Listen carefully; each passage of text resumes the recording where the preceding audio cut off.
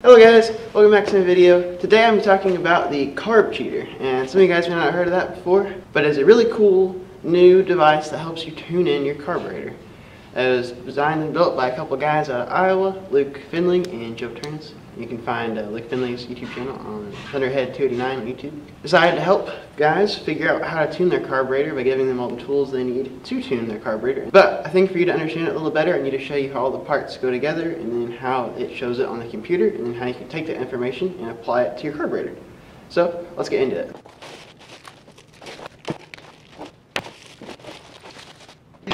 So real quick, I just want to go over what all we got here. We got some vacuum line, the control valve, an O2 sensor, vacuum plugs, carb studs, screws, a wiring harness, another wiring harness, the Carb Cheater pin, marker thing, a air cleaner for the control valve, 2 Carb Cheater stickers that look awesome. One of those will go on the bumper of the Torino for sure.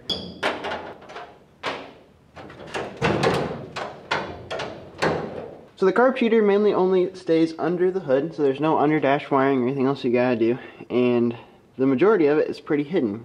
It'll take a pretty experienced car guy to be able to tell you that these two hoses look kind of funny. But those are 2 vacuum lines that go over here to a map sensor and an air control valve, and the air valve bleeds off air, effectively leaning the mixture in the carburetor. For an auto tune feature, whenever you're going up and down hills, it'll lean out your mixture, which is one of the features of the Carb Cheater, which is very nice. The other part is a map sensor, which just reads you your manifold vacuum. Alright guys, I think it's important that I go over just a little bit of how a carburetor works, that we understand the things that the Carb Cheater does a little better. So here's a brief explanation of how a carburetor works. And you'll find a carburetor on pretty much all cars up until the 80s, and then it got popular to go with fuel injection. Lawnmowers still use carburetors. Small engines still use carburetors. And there's nothing wrong with the carburetor. And essentially, a carburetor mixes air and fuel in a static, controlled, unvariable amount. It just mixes the air with the fuel. So whenever a piston goes down the intake stroke, the intake valve opens up and it sucks in air. It acts like a vacuum cleaner. It creates an area of low pressure inside the cylinder, and all the high pressure air outside wants to rush into that vacuum that is created. All the air that wants to go in the cylinder has to go through the carburetor and through the intake manifold and the intake runner down into the cylinder. Now, it all starts at the carburetor. The volume of air outside is far greater than the volume of air allowed by the tiny little bore in the venturi, and so the air speeds up as it goes through that venturi, and it passes through this booster, and the air passing by creates a vacuum and lifts the fuel out of these boosters. And as the fuel is lifted out of the boosters, it gets a lot of velocity, and then as it goes into the intake runner and into the intake port, it gets hot, and then it vaporizes and transforms from a liquid state into a gas state. Gasoline does not burn in a liquid state. It has to be converted into a vapor first. So, you have your atmosphere, air, it gets mixed with air and fuel in a static controlled amount. The size of the venturis stays the same, but you can change the jetting based on your atmospheric conditions outside. So it depends on where you live, what jetting you're gonna go for. But essentially, it is static. It'll always mix the same amount of fuel, the same amount of air. You can change it, but it will always do the same thing. On top of your carburetor, or under your carburetor, usually you have a spacer of some kind to insulate the carburetor from the intake manifold. And then there's also a lot of tuning you can do with the carburetor spacer as well. Now, the Carb Cheater connects to this carburetor spacer in this area of vacuum. You can see here your intake manifold, your spacer is all in an area of low pressure when the engine is running, whenever the engine is sucking in air and creating a vacuum. And so what the Carb Cheater does is after the carburetor has already mixed the air and the fuel, it's already dumped the amount of fuel that it needs to based on the amount of air as going through it. After it's mixed that, this valve adds more air in as it opens, which leans the mixture because there's now more air than there was fuel and air originally, which is now going beyond what the carburetor did in the first place. It introduces unmixed air to the already mixed air and fuel. So once again, the carburetor meters the air and the fuel, combines together, goes to the spacer, which is just a tuning area, insulator. Sometimes can improve the signal, the vacuum signal to the carburetor. And then you have your intake runners, and then into your cylinders. And your valve, the air control valve thing on the Carb Cheater, simply just adds air in whenever it needs to if the air-fuel ratio gets lower than 14 or so.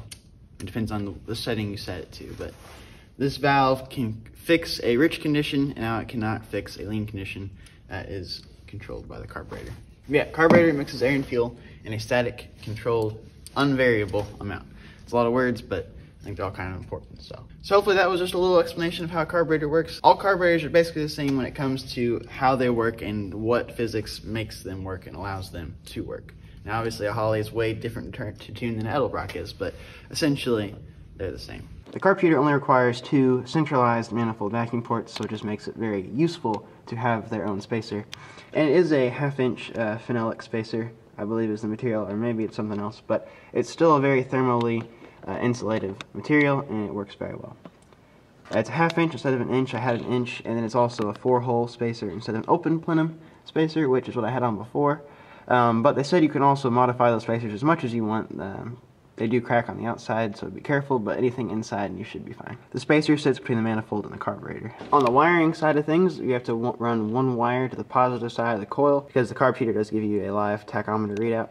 It's not quite as accurate as the distributor is, my progression ignition distributor, but it does tell me pretty close what the RPMs are. As far as other wiring, it needs a positive and a negative to the battery, and that is all the wiring you need for this thing. Now the piece de resistance of the Carb Cheater is the O2 sensor, which on mine goes into the header collector on the other side. It's hard to see it there, you can see. That's where the O2 sensor is, where the O2 bung on my headers were, and that is where I put it. But anyway, that's the O2 sensor. So the point of the Carb Cheater is just to help you tune in your carburetor. And it's just to help not eliminate the carburetor and for you not to move on to just fuel injection instantly. Because carburetors are still good. The thing I like about the Carb Cheater the most is just that it gives you all the information you need regarding your engine to make changes. And then with my distributor, I can pull or add timing if I want to. So I took a little video after I got this thing installed. Me and my dad turning on the auto tune on for the first time and a couple other little things. And so, without further ado, I'll just let you guys watch that, and then we'll wrap up after that. Alright guys, we just got the Carb Cheater installed here.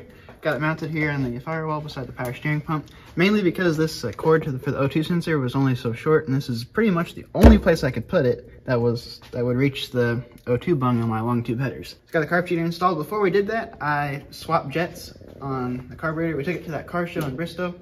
I think I mentioned that before. And it was running lean, I think, because we came back and I pulled the plugs and they just looked really white. And just looking at we warmed it up, and I'd say that's accurate. So they had 72s in the primaries, now I put 73s in them. I don't know if that's quite enough yet, we'll just have to find out. It's got 76s in the back, which is the way it came. And then I also have swapped power valves on it. It came with 6.5 power valves, and now it's 9.5. We got it warmed up, and we can fire it up for you guys, and I want to show you guys what's going on with my distributor, because it's got a progression ignition distributor, and then what's going on with the Carb Cheater there. And just to talk about this little set, or just to remind you guys, that's a 1974 model Holley carburetor on a 69 model engine, and we're just going to try and make it run like a new model engine would run, essentially. It's just crazy that stuff like this can still be used, and that's kind of the whole point of the Carb Cheater and the progression ignition, just to make things modern. So let's fire it up for you guys.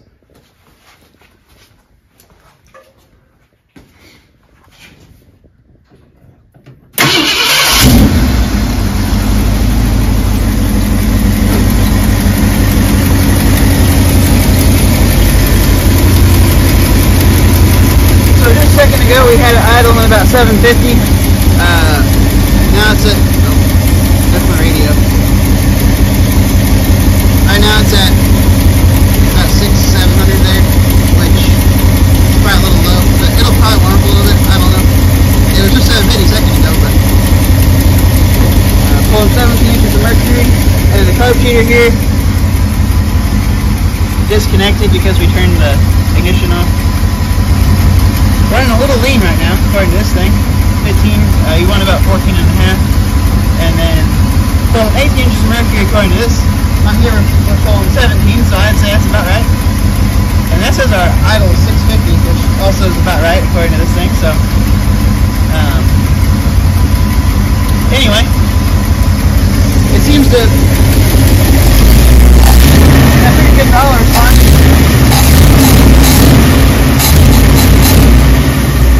See, it responds pretty well in there. It's very quick.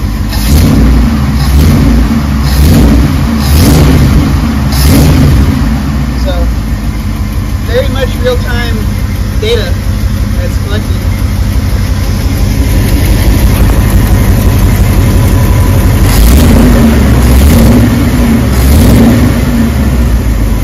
Really neat. Now, the Carb Cheater is a great thing. It gives you most of your engine telemetry that you need to know, and it gives it to you on a screen in real time. It gives you all that information, but don't expect it to be some miracle cure for all your carburetor problems. You still gotta take that information and do something about it. So that's what my next video is gonna be about. Really hope you guys enjoy this video. We'll catch you guys in the next one. We'll take a look at the Carb Cheater, what it gives back to you, and then how to make changes to your carburetor in order to fix the problems that you might be having. So, thanks for watching, guys. See you next time on It'll Run.